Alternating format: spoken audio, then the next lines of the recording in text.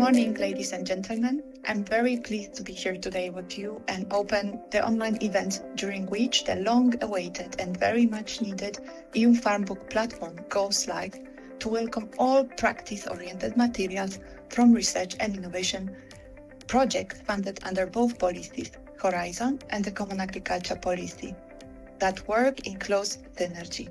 My name is Natalia Brzezina, and on behalf of myself and of my colleague Inge van Os, I will explain to you why EU-FarmBook is key to maximize the impact of research and innovation projects in practice and how you can help make the most of it.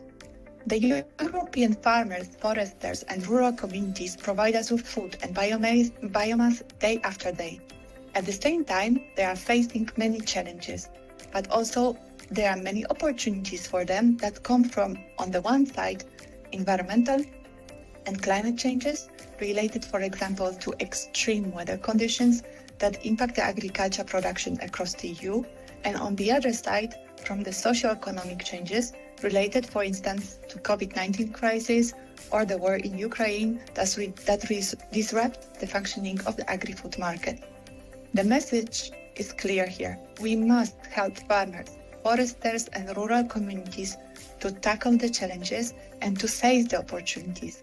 We must chart for them a different path to become more productive, more competitive, more resilient and sustainable than ever before. This will only be possible if we provide them with the new knowledge and innovative solutions that they need in their day-to-day work, and that they can apply this in practice. So it is time to act now with ambition, with vision and with courage.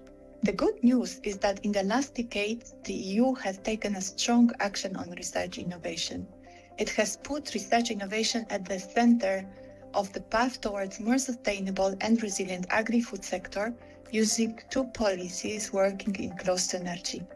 Under the EU R&I programs, Horizon 2020 and Horizon Europe, the EU budget allocated to agriculture research innovation for 2021 and 2027 has almost doubled as compared with the previous programming period under Horizon 2020. This is an acknowledgement that agriculture, food and natural resources are key for all of us. I want to highlight that this is exceptional considering also the global trend of decreased public investments in agriculture research innovation. It is an EU added value. Under the previous CAP, we have also supported more than 3,200 innovation projects at local level, so-called EIP AGRI operational groups. And the success story of the EIP AGRI concept continues, as the member states plan to establish around 6,600 operational groups throughout Europe in the next years. In what priority R&I areas we have invested the increased resources? Foremost, we need to step up our efforts in addressing the biggest sustainability challenges of our times. Therefore, we invest in R&I projects to boost climate-smart farming and to sustainably manage natural resources, in particular soil, water and nutrients, and of course to promote biodiversity-friendly farming systems. In addition, we have to take care of the sectoral needs by fostering the multiple functions of forests and by helping the livestock and the cropping systems to become healthier, resilient and sustainable. And we are also investing in enablers, for example by unlocking the potential of agroecology and digital and data technologies, and by creating the right conditions for widespread use of the research and innovation results through strengthening agriculture knowledge and innovation systems. Finally, we are supporting R&I that creates opportunities that empower rural communities to become stronger, connected, resilient and prosperous in line with the long-term vision for rural areas that we have. Overall, only under Horizon Europe, we have supported around 215 projects, including more than 150 multi-actor projects. And there are many more projects that were funded already under Horizon 2020. And all these projects continuously deliver new knowledge and innovative solutions for farmers, for foresters, and for rural communities. Let me give you 6 examples of solutions that are ready to be used in practice by farmers. The first one is about a robot that lends a helping hand to European micro-farms. So while smaller farms can be more flexible, they can lack also the same resources as larger enterprises. So the ROMI project developed an affordable robotic system that cuts the labor costs and reduces the dependence on fertilizers and herbicides. The second example is a portable tool for timely pathogen detection in the livestock production system. The EU-funded project, Vivaldi, developed the VetPod platform. It is designed to detect pathogens particularly important for animal health and food safety in poultry, pork, and beef sector. And the most innovative aspect of the VetPod platform is that this pathogen detection test can be performed directly on the farm rather than in centralized laboratories. The third example is about consumer appetite for legumes that is opening up new opportunities for the EU farmers. An EU-funded project, Lega Value, has gathered practical information and know-how to help growers explore the potential of this trend. And one of the key outputs of the Lega Value project is a prototype of an online decision support system. Farmers are able to receive tailor-made recommendations on the optimal legume species for the farming systems by entering information on their local geographic context. Example 4 is about mobile technology that turns organic waste into fertilizers. The technology pioneered by EU researchers from the NOMAD project brings a mobile solution, a truck that is equipped with all necessary technologies to enable farmers to convert digest into fertilizers directly on their farms. This could help reduce waste going to landfill and at the same time enable European agriculture to transition towards more sustainable and circular practices. The fifth example is about improving tomato yield and quality in the face of climate change.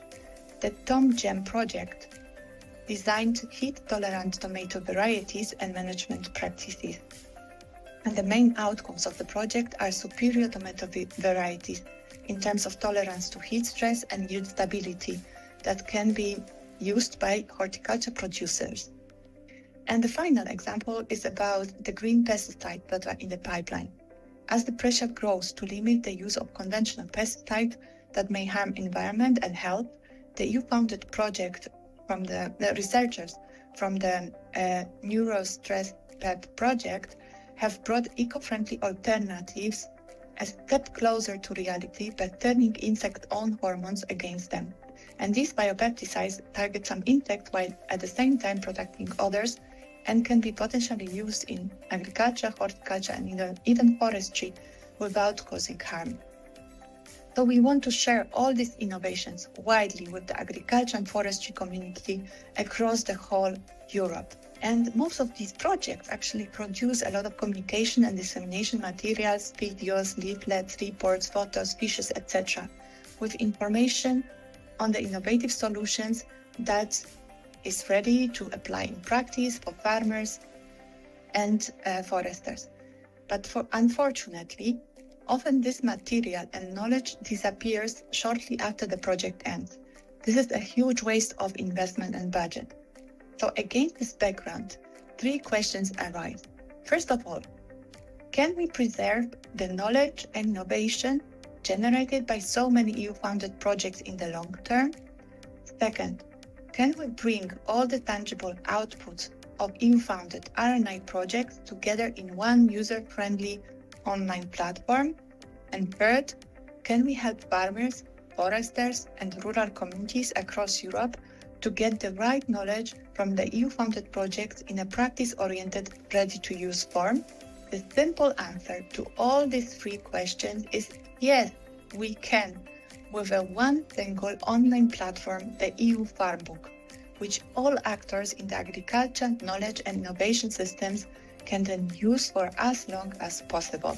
This is why we have decided to found the EU-FarmBook project that aims to create one-stop shop for all of us, but most importantly for practitioners to get access to practical knowledge and solutions generated under Horizon programs and the EIP AGRI operational group supported under CAP and of course many other R&I activities beyond those two policies that are also out there.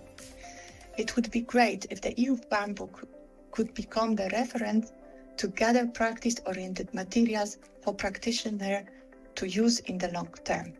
If successful, the EU-FarmBook online platform will benefit us all.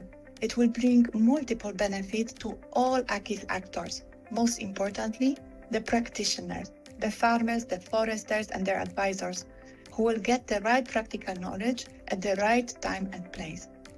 Second, of course, the educators, the trainers, and the students, as the next generation of the practitioners, will also have a one-stop shop when in need of getting innovative practical knowledge, or when they want to share their solutions and innovations with the EU-FarmBook community. Then, of course, researchers, who will quickly get the information on the state-of-the-art and plenty of ideas for further research. It will also help them in networking and in finding partners for multi-actor consortia. And even policymakers will benefit from learning about the innovative practices that improve sustainability of farming systems produced by the projects. It can help them, for example, in designing effective agri-environmental policies. And also other AKIS actors engaged in whatever farming, forestry, rural activities automatically relate to, such as people involved in environment, water, climate, biodiversity, landscape, consumers, citizens, and food and non-food systems, will all definitely benefit from access to practical knowledge. Therefore, if successful, for the benefit of all AKIS actors, options should be explored to sustain the EU-FarmBook online platform in the long term. However, to be successful and to reap the benefit from the EU-FarmBook platform, it is extremely important that you contribute. Therefore, we encourage all projects, Horizon and CAP-funded and beyond, to contribute with the practice-oriented content to the platform. We are already requesting submission of the practice-oriented materials into the EU-FarmBook platform in the Horizon Europe calls for thematic and advisory networks. So all the new thematic and advisory networks are obliged to submit their content to the EU-FarmBook platform. And in the future work programs, we will also strongly recommend it for all multi-actor projects, so it will be a big plus point during the evaluation of the proposal. And because, as Satoru said, individually we are one drop, but together we are an ocean. So let's join the EU-FarmBook community, the interactive platform for practitioners, and create an ocean of practice-oriented knowledge available to benefit us all. Thank you very much.